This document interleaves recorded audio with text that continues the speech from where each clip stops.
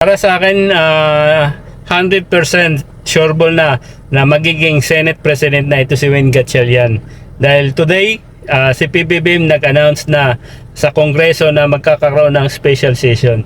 Dahil kasi maraming mga na-pending na batas na tapusin no? Dahil sa mga Alan Cayetano Black, nagkakagulo-gulo dyan.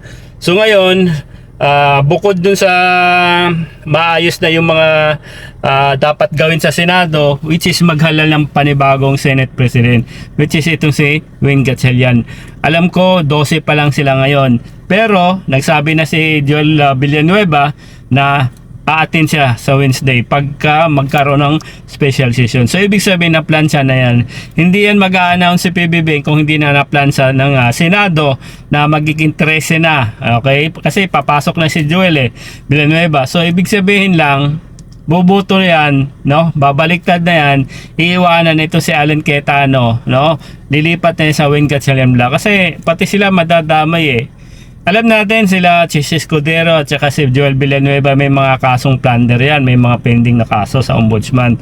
Pero bilang isang senador, obligasyon nyo, responsibility nyo, pumasok, no? Tapusin yung mga dapat tapusin sa Senado. Ang daming pending no? Na ayusin nyo. So hayaan natin yung mga grupo ni Cayetano na hindi papasok. Basta malaga kayo papasok, Chis Escudero, Joel Villanueva para mabuo yung 13, magkaroon ng quorum at itong pinaka-the best na mag-hire o maglagay ng panibagong Senate President. Kasi ito si Win Gatchalian as of now bilang isang acting Senate President pa lang at Senate President pro tempore. So sa Wednesday, tutuldukan na yan yung sinasabi ni Alan Cayetano na siya pa rin daw ang Senate President.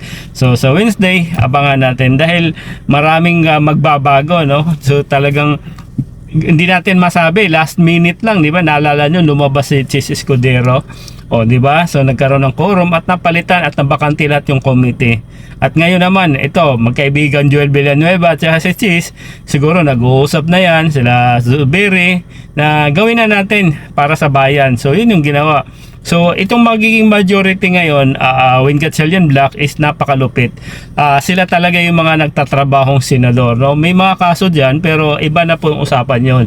So harapin nila yung kaso nila, okay? Malay mo yan ang makakatulong sa kanila na sumanib sa matinong grupo, which is yung kina Win Gatchalian Black, sila Tito Soto, sila Ping Lacson. Yun yung matitinong grupo Huwag dito kina Alan Cayetano, Marcoleta, Robin Padilla, Diyos ko, puro masisira ang reputasyon mo pag sumanib ka sa kanila. Nawawala yung pagka-abogado mo dyan, masisira, di ba? Kahit anong galing mo pag sumanib ka sa kanila ay nagiging siraulo ka. Di ba? Nagiging DDS ka. Kaya tama lang yung desisyon ni Villanueva at saka ni Escudero na kailangan na magtrabaho para makabawi naman sila sa taong bayan. Oo, may mga kaso sila sa flood control pero hindi natin alam, malay mo dito sa ganitong ginawa nila, malulusutan nila, di ba? Yung tawag dito, yung kaso nila dahil bumaliktad. Hindi natin alam, mga politiko yan kaya mag-usap, sige, lumipat ka dyan, tanggalin ko yung kaso mo, hindi ka kakasuhan namin, parang ganun. Alam na natin yung mga politiko na yan, may mga kapalit yan. Di ba? So nasa kanila na yan, di ba? Ang mahalaga, okay, babalik yung sigla ng Senado, mawala na yung, di ba? Kasi nakakahiya ang Senado ngayon. Kahit sa ibang bansa, simula nung umupo itong si Alan Cayetano, day 1 pa lang nagkakagulo-gulo na. Wala pang nagawang batas o nagawang matino ito si Alan Cayetano nung naging Senate President, di ba? Siya yung pinaka shortest na naging Senate President, na kaya pinakamaiksing termino bilang Senate President. Tapos yung iksi na yon, walang kahulugan, 'di ba? Puro kabalastugan ang ginawa ni Alan Cayetano sa maiksing panahon niya bilang Senate President. Nakakahiya 'yun, 'di ba? Puro na lang gulo, away, ayaw bumaba sa pwesto.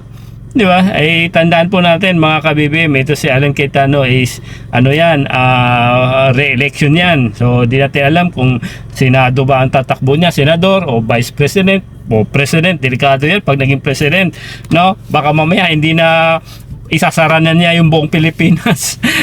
Ayaw niya bumaba sa pwesto, delikado yan. Naging House Speaker rin, ganun din. Ngayon, Senador, ganun din. Kung hindi pa natanggal bilang Senate President yan si Alan Cayetano, sigurado hanggang ngayon, mayroong gulo, may mali-maleta, may mga Marines na sinasabi, ex-Marine, ex-bodyguard. Hanggang ngayon, buti na lang natanggal itong si Alan Cayetano at buti na lang mag-online selling ka na lang, dyan ka bagay.